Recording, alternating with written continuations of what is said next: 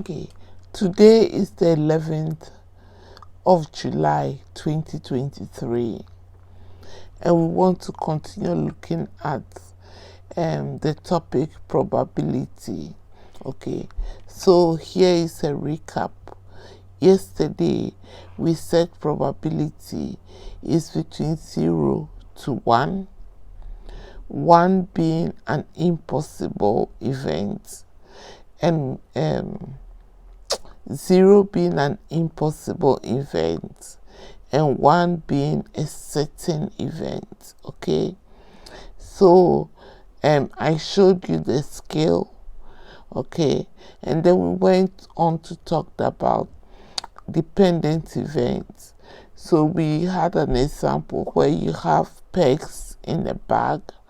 Okay, so assuming you had 5 pegs in a bag and you pick one. Okay, now your first probability is 1 over 5. You have a total of 4 now. So if you are going to pick a second peg, the new probability will be dependent on the previous one. Okay, so dependent events are events where the probability or the answer of the probability is dependent on the previous event or the previous probability. And then we also look at independent events where the probability, like if you toss a coin, you can either get a head or tail. So even if you toss it 100 times, you can get a head or a tail. You are not going to toss it and get a head, only head. The coin has both sides, head and tail. And then we look at the rolling of a dice. If you roll a die, it has 6 faces. So you can either get a total of 6 out of whatever outcome you get. Okay, so this is what we did yesterday. Today we want to look at some example. So here, Tyler's bag, he has a bag, and in the bag it contains 7 gold balls and 4 purple ones. So he has 2 colors, gold and purple. 7 of the gold, 4 of the purple. So straight away in total we know that he has 11. Okay, now what will be the probability of him picking a purple one? Okay, there are 4 purple ones, so the probability of him picking a 4 purple is 4 out of 11. 4 purple out of a total of 11 of all the balls. Okay, and then what will be the probability of him picking a gold? There are 7 gold out of a total of 11, so the probability will be 7 out of 11. Okay, this is straightforward. Okay, let's look at our second example for today. Okay, on a street, it can be any street. Okay, in the evening we have these match cars. Okay, 4 white cars. Okay, most of the evenings. Okay, 4 white cars, 11 orange cars, 3 green cars, and 5 blue cars. Okay, now the total of the cars here is 11. 4 add 11, which is 15. Add 3, which is 18, add 5, which is 23. So the total of the cars on the street is 23 cars. Okay, so if you are finding the probability of any of these cars, we should have over 23. Okay, so what is the probability of choosing a blue car? The probability of choosing a blue car, now we have 5 blue cars, so it will be 5 out of 23. Okay, in this case they are independent because the cars are there, they are not moving. If we find the probability of a blue, we don't drive it off. Okay, the cars are still there. So now what will be the probability of choosing a white car? So we still have 23 cars on the street. Okay, so we have a total of 4 white. So the probability of choosing 4 white cars is 4 out of 23. Okay, unlike yesterday in the peg situation, when we remove one peg, we don't replace them. Here the cars have been packed, they are stationary, they are not going to move. Okay, so even if we pick one color, the total in the street is still 23. None is moving. Okay, what is the probability of picking a green car? So we have 3 out of 23. And what is the probability of choosing an orange car? Is 11 out of 23. So I hope you've understood me on this. Okay, so in this scenario, the cars are stationary, they are not moving anywhere. And when you add all the probabilities so far, it should all equal to 1. Okay, in this case, we call a situation as this mutually exclusive event. Okay, they are stationary, they are not going to move.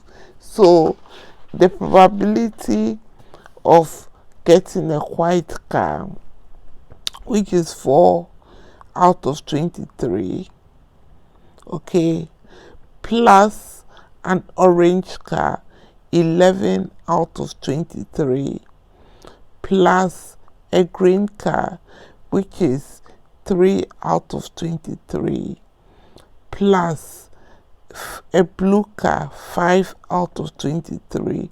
When you add all up, okay, all the fraction up, adding the numerators because the denominators are the same, okay, you are going to get 1.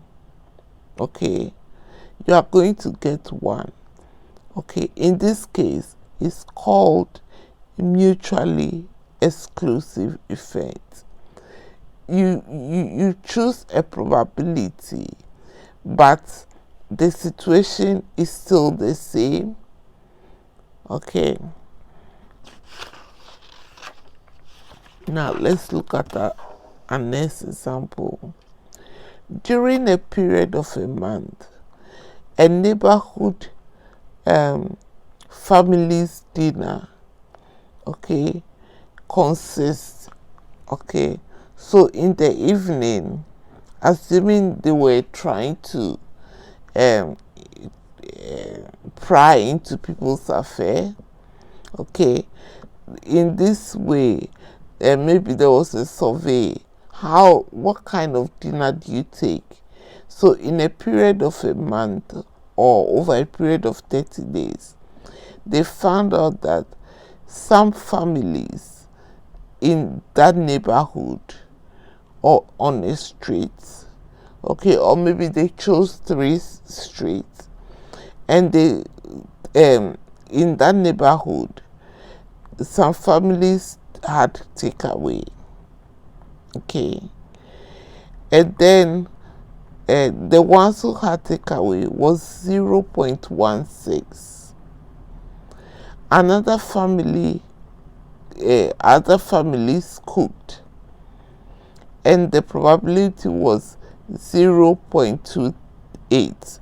Here we've been given the probability, okay, and then there were some families, maybe because of cost of living, they decided to come together and eat with friends so that it will drive the cost of living down, and that probability was calculated as 0.31.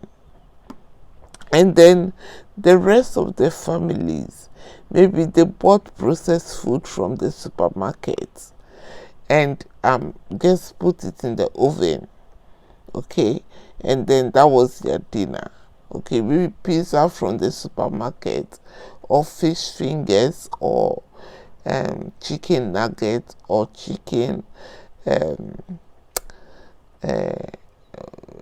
or cod fish with chips, okay, all this will be under processed food, okay. So the probability for the whole neighborhood should be 1, as we saw in the car case, the example we just did, because they are mutually exclusive events, okay. Here there is no previous event depending on the other, okay. So they said we should find the probability of the processed food, okay, of the families that ate processed food. So we know that probability cannot be more than 1. It is 1, okay. So now the probability of eating takeaway is 16. So here it is. Here, the probability of cooking, families that cook, is 0.28. Okay, the probability of having takeaway is 0.16, and then 0.28 for the families that cooked, and then the probability of dining with friends is 0.31. okay, so now if we add these 3 probabilities together, 0.16, 0.28, 0.31, we are going to get 0.75. Now the total probability for the whole neighborhood should add up to 1. So we are going to subtract 1, because you remember we said probability cannot be greater than 1 and it cannot be less than 0. Okay, so we are going to take 0.75 from 1, and our answer will be 0.25. So the probability of families that ate processed food is 0.25. okay, this case also, it is because they are mutually exclusive events.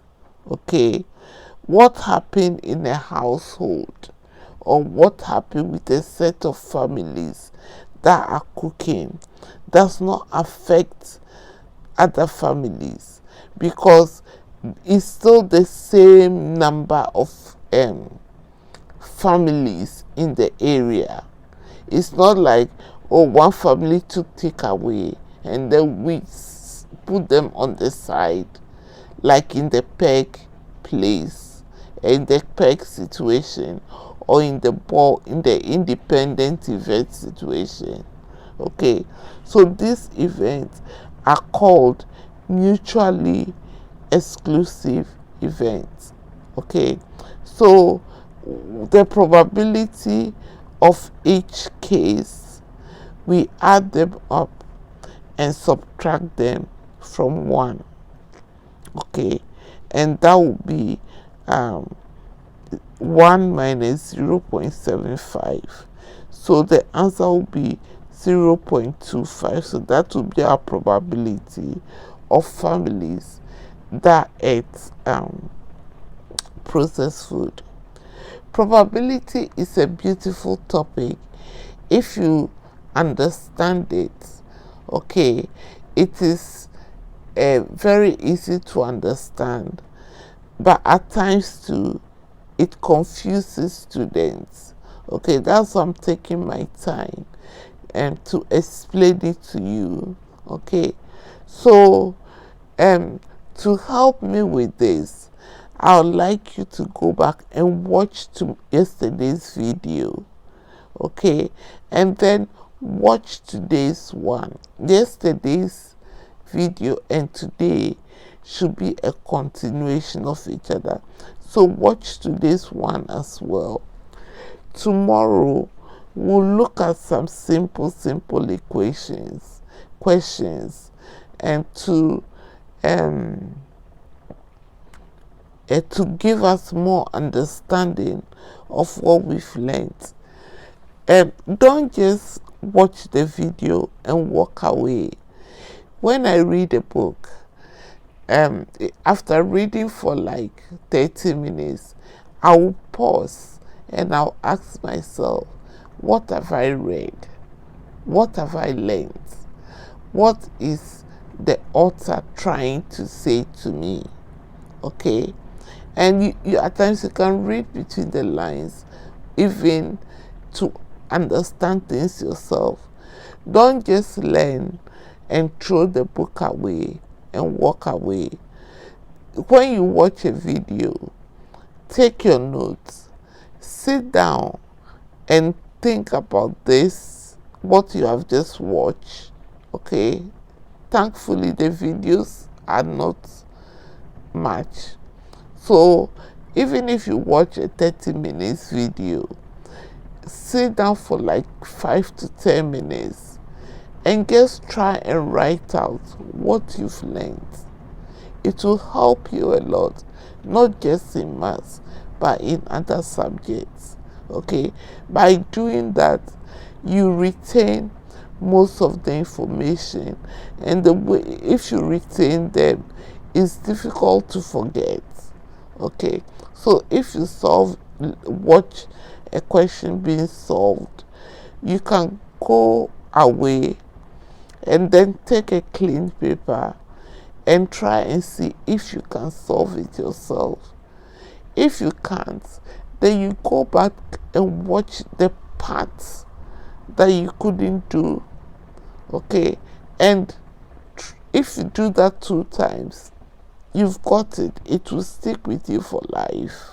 Okay, thanks for watching our lesson today.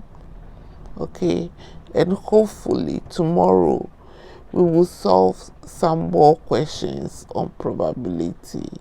Okay, so thanks for watching, and I'll see you in the next lesson.